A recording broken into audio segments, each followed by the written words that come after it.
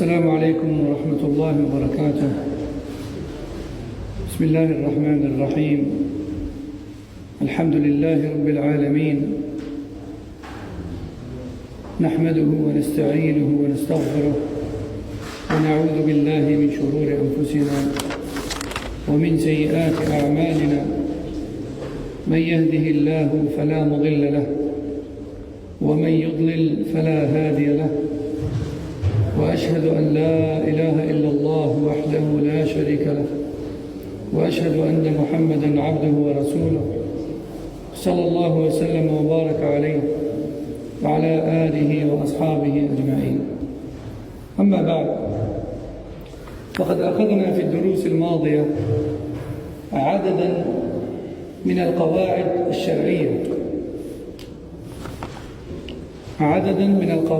الشرعية المهمة. وتلكم القواعد التي ذكرها المؤلف قاعدة أن الأمر بالمعروف والنهي عن المنكر واجب كفائي، وأنه يتطلب من الناصح والآمر والناهي العلم والرفق والإخلاص والحكمة والحلم والرفق والصبر. وأخذنا أيضا من القواعد أن العبادات مبناها على التوقيف، فلا بد أن ترتكز على دليل شرعي صحيح من كتاب أو سنة. وأخذنا أن دين الإسلام مداره على العلم النافع والعمل الصالح، وأنه لا دين صحيح إلا بهذين الأمرين، ولا صلاح للأمة إلا بهذين الأمرين، العلم النافع والعمل الصالح.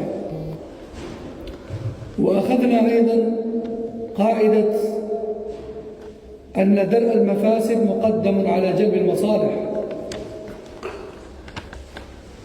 وأخذنا أن الأحكام لا تتم إلا بأمرين، وهما وجود الشروط وانتفاء الموانع، وأن الحكم على المرء سواء كان ذلك من قبيل التكفير أو التبديع أو التفسير عند أهل السنة والجماعة التفصيل. طريقة أهل السنة والجماعة في الحكم على الشيء أو على الشخص التفصيل، فليس كل من ارتكب مكفرا كافر، وليس كل من ارتكب بدعة أو فسقا يكون فاسقا، وإنما لا بد أن تجتمع فيه الشروط وتنتفي عنه الموانع حتى يحكم عليه بأنه كافر أو مبتدع أو فاسق. وبعد هذه القواعد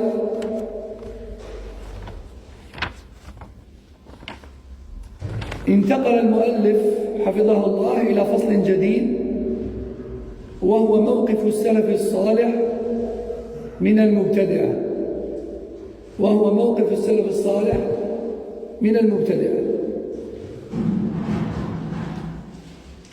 أولا، من هم السلف الصالح؟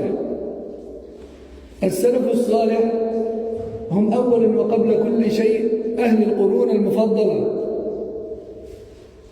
أهل القرون الثلاث الأولى التي قال فيها عليه الصلاة والسلام: خير الناس قرني، ثم الذين يلونهم، ثم الذين يلونهم.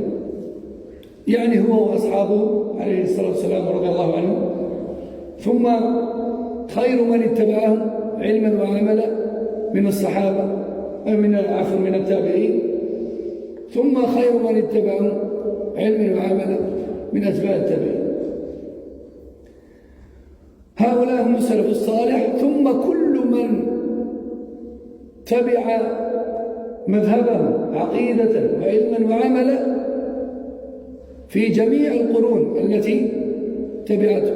فكل من سلفنا وهو على طريقة النبي صلى الله عليه وسلم عقيدة وعلما وعملا فهو من السلف الصالح، فهو من السلف الصالح. لكن لب السلف الصالح ومن هم على رأس السلف الصالح هو رسول الله صلى الله عليه وسلم وأصحابه، ثم الذين تلوهم، ثم الذين تلوهم كما قال عليه الصلاة والسلام. ثم البدعة، ما هي البدعة؟ البدعة طبعا أنواع، وتعريف البدعة اصطلاحا بشكل ميسر: البدعة هي الطريقة المخترعة في الدين. البدعة هي الطريقة المخترعة في الدين تضاهي الشرعية يقصد بها التعبد لله عز وجل. بلفظ آخر، البدعة في الدين هي كل عبادة سواء كانت قولية أو اعتقادية أو فعلية لم يأتي بها النبي صلى الله عليه وسلم، وبالتالي لم يعمل بها أصحابه والسلف الصالح، فليست مما أوحاه الله، فليست من الدين. هذه البدعة المقصودة هنا، البدعة الدينية، وليست البدعة الدنيوية. البدعة الدنيوية لا بأس بها، المشكلة هي البدعة في الدين. فسلفنا الصالح رحمهم الله كان لهم موقف من المبتدعة، من أهل البدع. والمبتدعة المقصودون هنا هم الذين أحدثوا في الدين بدع تخالف أصول الدين، أو تبنوها ووالوا عليها وعادوا عليها. فليست كل بدعة مقصودة هنا، وإنما هي البدع في أصول الدين، البدع التي بها يخالف أصل من أصول أهل السنة والجماعة، كقول الإنسان أو كمخالفة الإنسان للسلف الصالح في كون الله عز وجل عال فوق خلقه مستو على عرشه، يقول لا، الله في كل مكان. هذا خالف أصل من أصول أهل السنة. كيف الصحابة والتابعون والتابعون مجمعون على هذا ثم يجي هو ويخالفهم؟ هذه بدعة اعتقادية في العقيدة خالف بها السلف الصالح، خالف أصلا من أصولهم، هم مجمعون عليه فهو أصل من أصول أهل السنة، هو خالف هذا الأصل بهذه البدعة الاعتقادية، فخرج من دائرة أهل السنة والجماعة إلى دائرة أهل البدع. أو يأتي مثلا ببدعة أخرى، يقول الحاكم إذا كان ظالما يخرج عليه وإن سفكت الدماء وإن زعزع الأمن، مع أن الصحابة والتابعون وأتباع التابعين كلهم مجمعون على ما علمهم رسول الله صلى الله عليه وسلم، وهو السمع والطاعة لولي الأمر، وإن ضرب ظهرك وأخذ مالك كما قال عليه الصلاة والسلام. لماذا؟ لأنه وإن كانت هناك مصلحة في الخروج عليه وهي النهي عن المنكر، إلا أن هناك مفسدة أعظم وهي سفك الدماء الأبرياء وزعزعة الأمن وشرور كثيرة تنتشر تفوق الشر الذي كان موجود. وهو القاعدة كما ذكرنا أن درء المفسدة مقدم على جلب المصلحة. هذا أصل من أصول أهل السنة والجماعة، ولي الأمر لا يخرج عليه، وإنما يسمع ويطاع وينصح له ويدعى له. يأتي واحد يقول لا، لابد من النهي عن منكر، نخرج عليه، نرفع السلاح، نطعن فيه، نخطب فيه إلى آخره. هذا ببدعته الفعلية والقولية خالف أصل من أصول السنة والجماعة المجمع عليه، وهو طاعة ولي الأمر وعدم الخروج عليه. فيخرج بمخالفته لهذا الأصل من دائرة أهل السنة إلى دائرة أهل البدع وهم خوارج. والأول أهل التصوف الذين يقولون بأن الله في كل مكان. وهكذا كل بدعة يخالف بها صاحبها أصلا من أصول أهل السنة والجماعة يخرج من أهل السنة والجماعة إلى أهل البدع. طبعا بعدما تقام عليه الحجة ويفهم لكن يخالف وإلا فهو معذور بجهله. إذن السلف الصالح لهم موقف من المبتدئة. Donc, on a vu dans les cours passés quelques règles importantes dans notre religion, parmi lesquelles le fait que la recommandation du bien et le blâme du mal, donc le conseil prodigué aux autres, est une obligation qui incombe à une partie de la communauté. Si une partie de la communauté s'en occupe, le reste en est déchargé. Ça, on l'a vu. Et on a vu surtout aussi que le conseil prodigué nécessite absolument certains traits de caractère ou certaines choses. Parmi elles, la sincérité, le fait de vouloir à ce que la personne se réforme et qu'Allah soit content d'elle. Pas de vouloir montrer qu'on connaît ou bien de vouloir humilier la personne ou ce genre de choses. Donc l'ikhlas, la sincérité, la pureté de l'intention plutôt, pour Allah. On a vu aussi que celui qui conseille doit avoir une parfaite connaissance de ce de quoi il parle. Pas il vient, il blâme une personne sur un sujet alors qu'il y a une divergence dedans. Lui, il n'est pas au courant qu'il y a un avis A et un avis B. Il connaît que l'avis A. Il vient et il l'impose. Il lui impose et il le blâme, etc. alors que l'autre personne elle est sur l'avis B qui a tous ses dalils aussi. C'est pour ça que c'est important d'avoir l'ilm. On a vu aussi que celui qui conseille les autres doit aussi faire preuve de rifq, de douceur. Hein? Tu vois, il est perdu dans la dunya, il se drogue ou kada. C'est pas tu viens, tu lui dis, tu pries toi? Est-ce que tu pries? Tu pries pas, t'es musulman, tu crois? T'es pas musulman, kada? Non, c'est pas comme ça. Tu dis, Harry, comment tu t'appelles? Ah, mashallah, tu t'appelles Mohamed, donc t'es musulman, toi. Ah, mashallah, mubarak. Kada, tu lui parles tout doucement d'Allah, tu sais, Allah il nous a créé, kada, kada, kada, tu le ramènes tout doucement, une fois qu'il a apaisé. Tu dis, tu sais, normalement, comme on est créé pour adorer Allah, on doit prier. Le professeur sallam a dit kada, wa kada, wa kada. Tout doucement. Pas tu viens, tu lui sautes dessus. Hein. Aussi, on a vu que parmi les choses de laquelle doit faire preuve celui qui conseille, il y a le hikmah, la sagesse. Aussi, le hilm, et le fait de garder son calme et de faire les choses prudemment, dans l'ordre. Aussi, la patience. C'est peut que les personnes n'acceptent pas tout de suite. Mais, comme il dit Cheikh Al-Uthaymin, ton but ne doit pas être d'être écouté là tout de suite maintenant. Peut-être que toi, tu vas faire une nasiha pendant des années à une personne, ou à des gens, ou à un village, ou à un peuple, tout entier. Et personne ne va te calculer. Peut-être que c'est après ta mort que les gens mettront en application ta nasiha. Peut-être que c'est après ta mort. Je vais vous donner juste un simple exemple. Vous avez tous déjà entendu parler de l'imam Shatibi, rahimahullah. L'imam Shatibi, rahimahullah, c'était un savant qui avait peu de semblables. L'imam Shatibi qui a écrit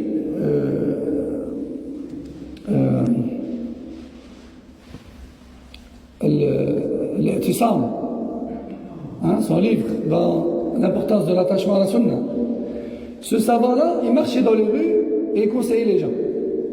Et les gens le prenaient pour un fou. Les gens ne l'écoutaient pas, ils le prenaient pour un fou.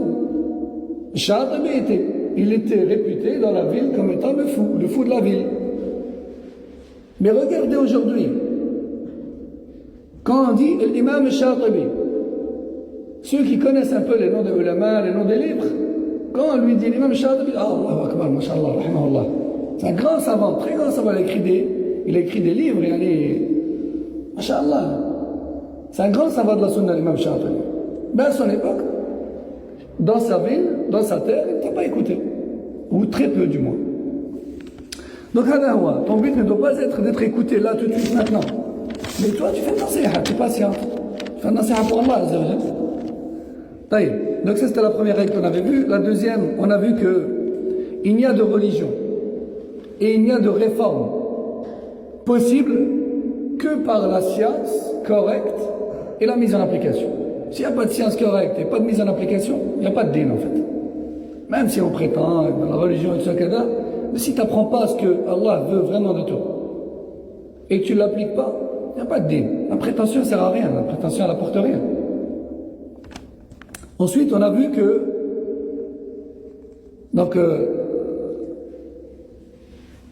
le fait d'éviter les mots est prioritaire sur le fait de concrétiser les biens, les bonnes choses.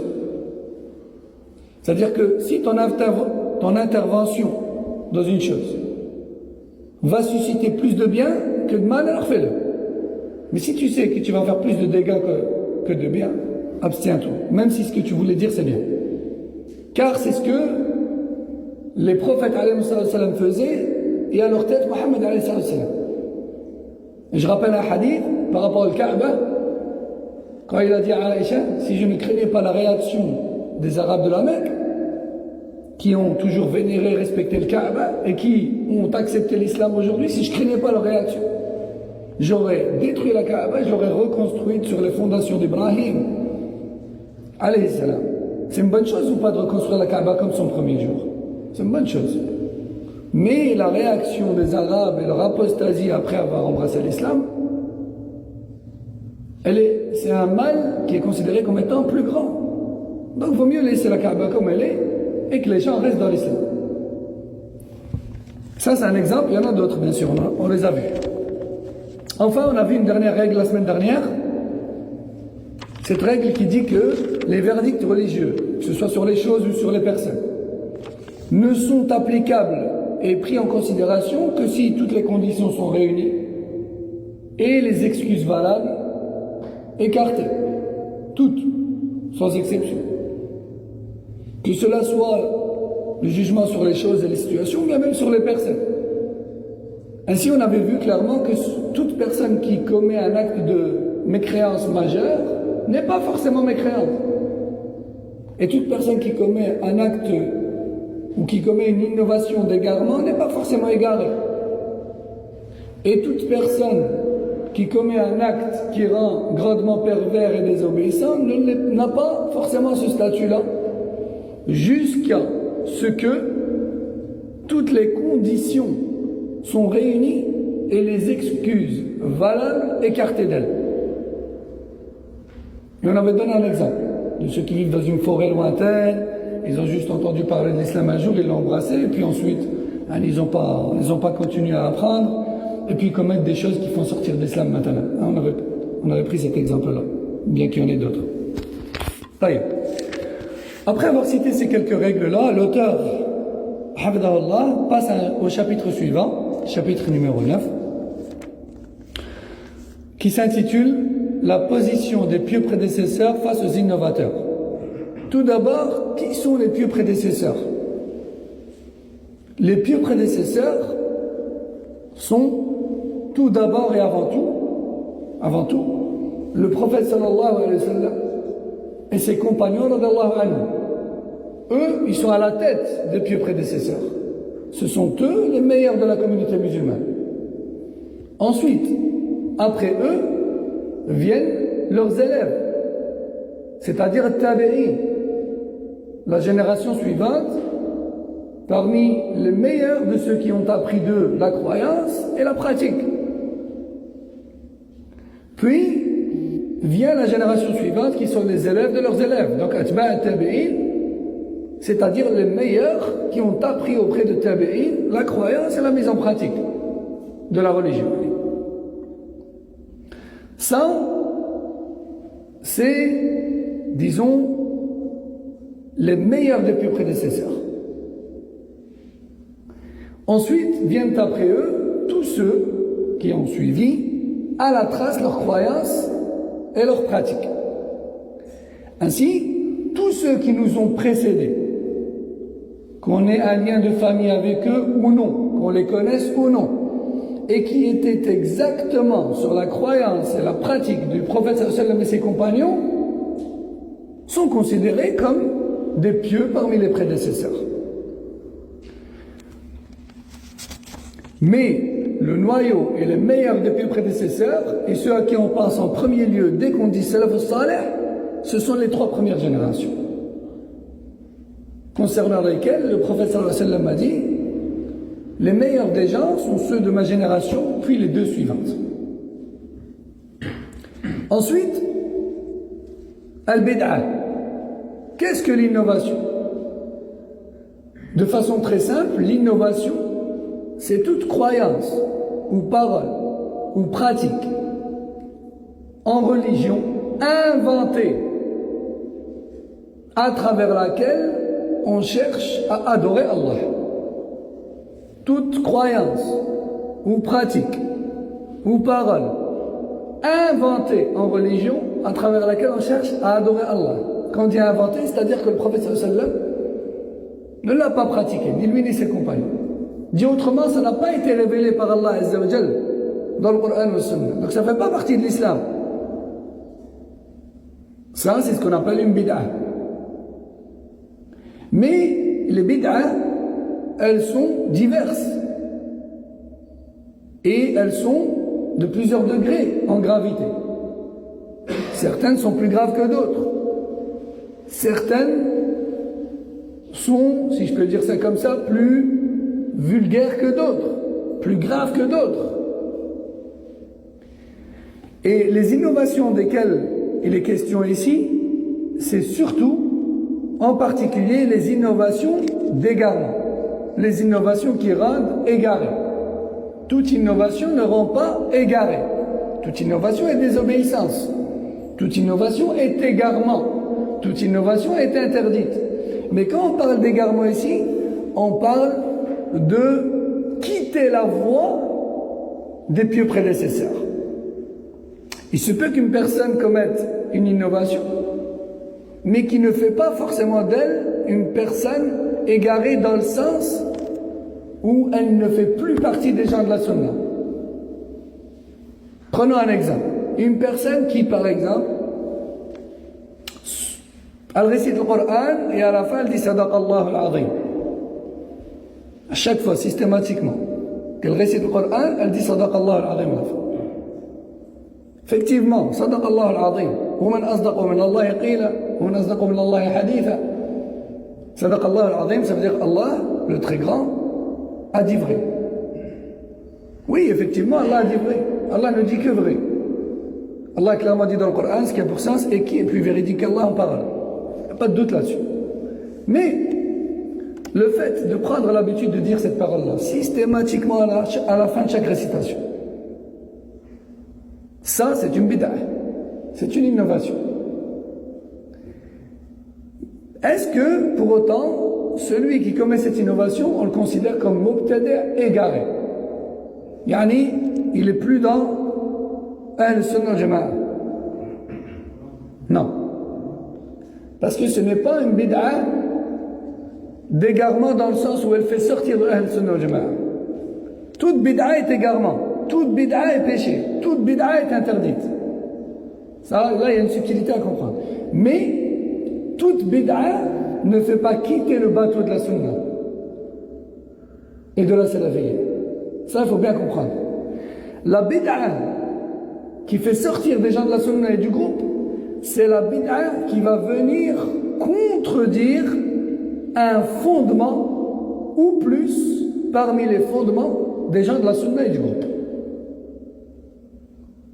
Un fondement, c'est quoi? Un fondement, c'est tout sujet dans lequel le Coran et la sunna ont été clairs et sur lequel les sahaba et les tabi'in, les atba' tabi'in étaient unanimes sans aucune divergence existante entre eux dessus. Par exemple, le fait qu'Allah soit élevé au-dessus du trône, au-dessus des cieux et au-dessus du trône, et que qu'il est au-dessus de toute sa création, tabarak wa ta'ala, de par son essence. Ça, c'est un fondement. Le Coran est clair dessus, hadith aussi, les sahaba et tabi'in, tabi'in sont tous unanimes dessus. Il n'y a pas de divergence entre eux. Donc c'est un fondement de Ahl Sunnah wal Jama'a, c'est un fondement chez les gens de la Sunna du groupe. Celui qui vient avec une bid'a comme celle par exemple de Ahl al-Kalam ou al-Mutasawwifa et qui dit non, Allah il est partout. Allah il est partout. D'accord? Mais tu dis, oh, mais Allah Azza wa Jalla il a dit A'amintum man fis sama Ar-Rahman ala al-arsh istawa. Vous sentez-vous en sécurité face à celui qui se trouve au-dessus des cieux? Le miséricordieux s'est élevé au-dessus du trône. Le prophète sallam approuve la servante lorsqu'il lui dit Ayn Allah fis sama. Et après il dit quoi? Il dit A'tiqha fa innaha mu'mina. Lorsque la servante dit Allah est au-dessus des cieux, le prophète sallam l'approuve et il dit Abu Mas'ud, affranchis-la, elle est croyante. Et beaucoup d'autres textes encore. Donc ça, c'est un fondement. Et puis on a des gens de bid'a qui viennent et disent non, non, Allah il est partout. Et ils contredisent ce fondement. Cette bid'a-là dans la croyance, elle a contredit un fondement. Et la contradiction d'un fondement, c'est la plus grave des choses qu'il puisse avoir. Et de cette manière-là, la personne, théoriquement, je dis bien théoriquement, elle a quitté les gens de la sunna vers les gens de la bid'a. En l'occurrence ici, laquelle des sectes? Celle de Ahl Wahdat al-Wujud. Parmi eux, as-Soufiyya, ceux qui croient qu'Allah ne fait avec la matière, donc avec la création, mais dans leur vocabulaire ils disent la matière. Il ne fait avec la matière que un. Donc, en contredisant ce fondement avec cette bid'a-là, il est sorti des gens de la sunna vers les gens de la bid'a. Quels gens de la bid'a? Ceux qui croient qu'Allah est partout. Un autre fondement, par exemple, le fait d'avoir la conviction que la révolte contre les gouverneurs musulmans est interdite en islam et l'obligation de les respecter, même s'ils sont injustes envers leur peuple, en public, au regard des gens et à l'écoute des gens, respecte-les. N'appelle pas à la haine, n'appelle pas à la révolte, invoque pour eux, conseille-les. Mais ça ne sert à rien de les critiquer. Non seulement ça a été interdit par le prophète sallallahu alayhi wa sallam, mais en plus de ça, ça n'apporte aucun bien. Plutôt, ça n'apporte que du mal. Et ça fait référence à la règle qu'on a vue dans le chapitre précédent, à savoir que lorsque, en agissant, un mal plus grand que le bien en découle, l'agissement est interdit. Ici, c'est le cas. Dans la plupart des cas, pour ne pas dire tous, quand il y a eu soulèvement, il y a eu plus de mal que de bien. Plutôt même le bien qui était là, il a disparu. Et le mal qui était là, il a grandi. Donc, où est l'intérêt? Moins de sécurité, moins de subsistance, il n'y a plus rien. Plus rien qui va dans ces pays-là. On a des gens de bid'a qui vont venir, qui vont dire non. Quand un gouverneur n'est pas juste, il faut se soulever contre lui, il faut le critiquer, il faut dire la vérité, il faut prendre les armes, il faut kada. Quand tu lui dis le prophète sallallahu alayhi wa sallam interdit, il te dit non, il l'a interdit contre le gouverneur juste. Mais le prophète sallallahu alayhi wa sallam a dit même s'il frappe ton dos, il prend tes biens. Parce qu'il est juste celui-là. Hein? Et quand le sahaba il a dit à Rasulullah, mais s'ils sont injustes envers nous, ils ne nous donnent pas notre droit, qu'est-ce qu'il a dit alayhi salam? Il a dit donne-lui son droit. Et attends le tien de la part d'Allah, patiente. On a des gens qui viennent, qui disent non, il faut se soulever. Avec cette parole et cet acte et cette croyance innovée, parce que c'est clairement autre chose que ce que le prophète sallallahu alayhi wa sallam enseignait, ils viennent contredire ce fondement sur lequel les sahaba, les tabi'in, les atba' tabi'in étaient unanimes. En contredisant ce fondement avec cette bid'a, ils sortent des gens de la sunna vers les gens de la bid'a, lesquels, en l'occurrence ici, le khawarij. Il en va de même avec toutes les bid'a d'égarement. Toute bid'a est égarement. Mais vous avez compris ce que je veux dire par bid'a d'égarement, c'est-à-dire la bid'a qui fait sortir des gens de la sunna. Et c'est pareil pour toutes les autres bid'a. Par exemple, la reconnaissance de tous les noms et attributs qui sont dans le Coran ou sunna. Ça, c'est un fondement. Chez Ahl Sunnah al-Jama'a. On a des gens de bid'a qui viennent qui disent non, on ne peut pas reconnaître les noms et attributs d'Allah parce que ce serait le faire ressembler aux créatures. Non, alors dans ce cas-là, il faut en changer le sens, etc. On contredit ce fondement-là et on tombe dans les sectes de bid'a, comme le Jahmiyya, le Mu'tazila, le Sha'ira, etc. Donc, c'est de cette bid'a-là qu'il s'agit ici, surtout. Je répète le titre. موقف السلف الصالح من المبتدعة. من المبتدعة. Donc, quelle est la position des plus prédécesseurs face aux innovateurs? قال المؤلف الحذر والتحذير من أهل الأهواء والبدع المخالفين للسنة. قال صلى الله عليه وسلم من أحدث في أمرنا هذا ما ليس منه فهو رد. رواه مسلم. وقال عليه الصلاة والسلام من عمل عملا ليس عليه أمرنا فهو رد. رواه البخاري. وقال عليه الصلاة والسلام من أحب لله وأبغض لله وأعطى لله ومنع لله فقد استكمل الإيمان.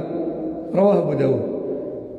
يعني الإنسان يحب كل مسلم لإسلامه وإيمانه، ولكن حبه للمسلم الذي ليس في عقيدته وعمله شيء مبتدع خارج عن الوحي،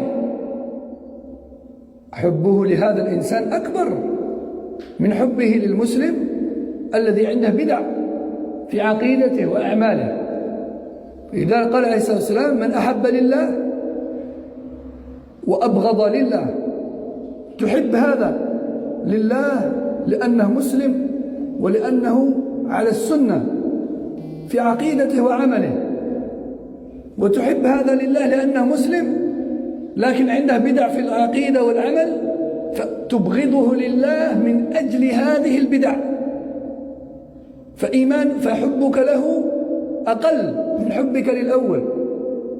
قال من أحب لله وأبغض لله وأعطى لله ومنع لله فقد استكمل الإيمان.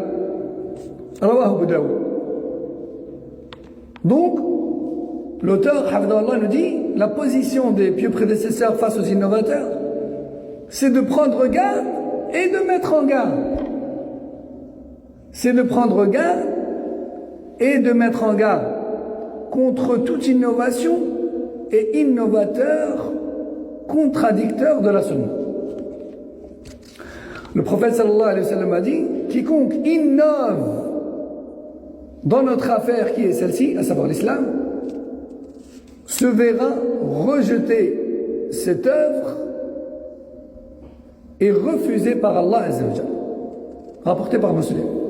Il dit également alayhi salam, quiconque pratique une chose que je n'ai pas enseignée en islam, cela verra refusé et rejeté par Allah Azza wa Jalla. Rapporté par Bukhari. Il dit aussi alayhi salam, quiconque aime pour la cause d'Allah et déteste pour la cause d'Allah et donne pour la cause d'Allah et prive pour la cause d'Allah, alors il a complété sa foi. Rapporté par Abu Daoud.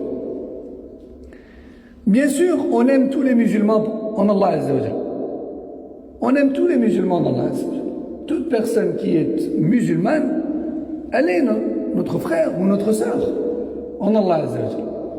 Le musulman, il aime tous les musulmans pour leur foi et leur islam. Mais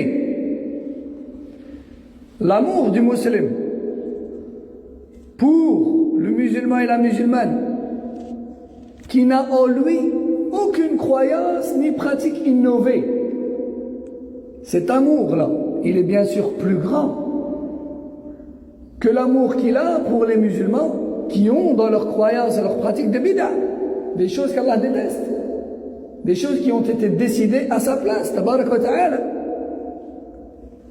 Est-ce que c'est clair pour tout le monde?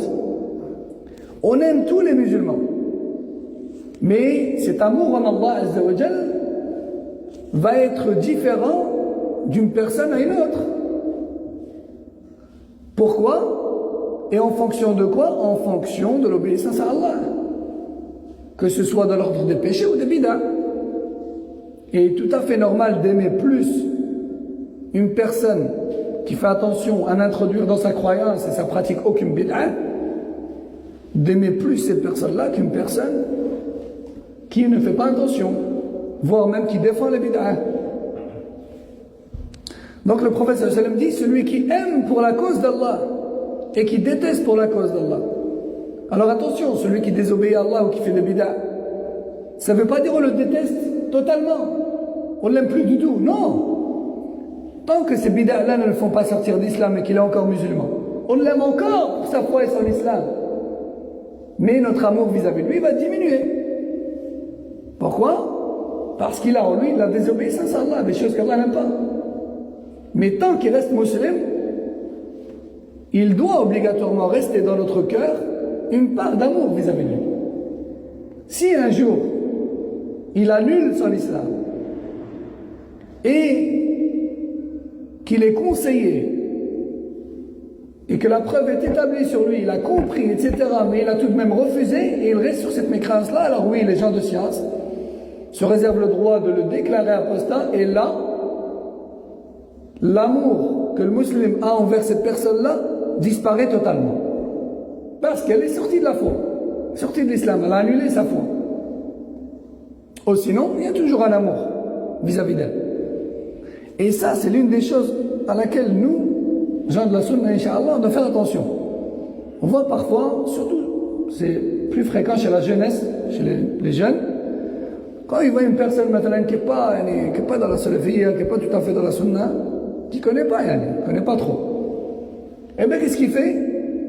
Il se comporte mal avec lui.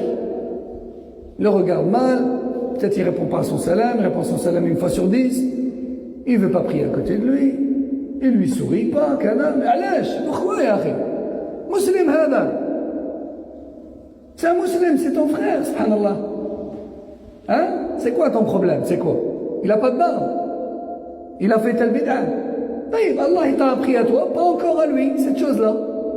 Pourquoi tu ne prends pas ton courage à deux mains et tu ne fais pas preuve de sincérité envers Allah Azza wa Jalla et de bon comportement et de sagesse et tu essaies de discuter avec lui, de lui expliquer? Pourquoi cette dureté? Pourquoi cette méchanceté? Et c'est pas comme ça que le salaf salih était. Les plus prédécesseurs se mélangeaient aux gens, ils étaient proches des gens. Et ils étaient sages, ils avaient bon comportement avec les gens. Et c'est pour ça que la communauté musulmane a connu une époque brillante. Pourquoi? Parce qu'il y avait l'ilm, la science, la sagesse, le savoir-faire. Aujourd'hui, malheureusement, chez beaucoup, c'est perdu. D'où l'importance de ce genre d'assises et des lectures des livres des gens de science pour se remettre à jour. Donc le prophète sallallahu alayhi wa sallam dit dans ce hadith: quiconque aime pour la cause d'Allah et déteste pour la cause d'Allah et octroie pour la cause d'Allah et prive pour la cause d'Allah, alors il a complété sa foi. Rapporté par Abu Daoud. Et on va s'arrêter ici pour aujourd'hui, Inch'Allah. Subhanak Allahumma wa bihamdik. Ashhadu an la ilaha illa ant. Astaghfiruka wa atubu ilayk. Wa sallallahu wa sallam ala nabiyyina Muhammad wa ala alihi wa sahbihi. Assalamu alaikum wa rahmatullahi wa barakatuh.